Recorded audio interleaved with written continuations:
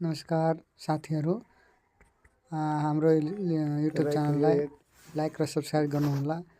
यो आजको जुन क्यानन 3010 को जुन समस्या छ, कोड E202 आइरहेछ, त्यसको समस्याको समाधान हामी कसरी गर्ने हो त्यो सम्बन्धी हामीले यो भिडियो बनाइरहेछौँ। तपाईहरुलाई एकदम हेरेर राम्रोसँग गर्न सक्नुहुन्छ। यदि केही समस्या आयो भने हामीलाई कमेन्ट मार्फत बताउनुहोला। हामीले अर्को भिडियो बनाएर तपाईले यो समस्या समाधान गर्न कोसिस गर्छौँ। तपाईहरुले भिडियो हेरेपछि बेल घण्टी पनि बजाइदिनु होला। ल अब तपाईहरु पुरै राम्रोसँग नछुटकान भिडियो हेर्नु होला। धन्यवाद। 3010 EMF 3010 क्याननको प्रिन्टरमा यदि कोड E202 आयो भने त्यस्तो अवस्थामा CIS यानी कि कन्ट्याक्ट इमेज सेन्सर त्यो समस्या आउन सक्छ। त्यस्तो अवस्थामा तपाईको न त प्रिन्ट हुन्छ न त तपाईको स्क्यान हुन्छ, केही हुँदैन। त्यो विशेष गरेर CIS को समस्या आउँछ। त्यसमा त्यो CIS का समस्या हुनुभन्दा पहिला तपाईको यो केबलहरु हेर्नु भएछ नि, यो केबल यो हो, यो केबलहरु यो छ नि, यो केबल CIS को हो।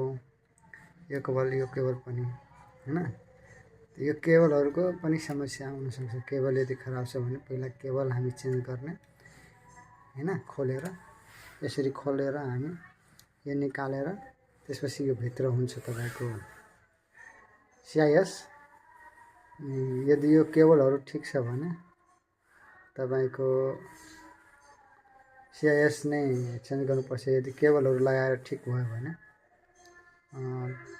एकपल्ट निकालेर लगाउनु या त केबल नै फेर्नु पर्यो। केबल फेरेर यदि ठीक भयो भने तपाईको त्यो प्रब्लम हटिहाल्छ र प्रिन्टर चाहिँ काम गर्न थाल्छ। त्यो समस्या कोड हटिहाल्छ।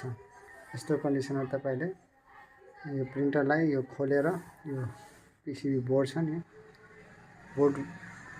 बोर्डको साइडमा छ, यो साइडमा यतातिर जुन लक लाग्छ नि, यहाँ यो साइडको ढक्कन खोल्ने अनि खोलेर त्यसपछि हामी चाहिँ यो रिपेयर गर्न सक्छौं। यो क्यानन 3010 हो। अरु मोडलमा पनि यस्तै यदि कोड आयो क्याननको भने त्यसमा पनि हामी यही तरिकाले सेन्सरको समस्या हुन्छ रिपेयर गर्न सक्छौं।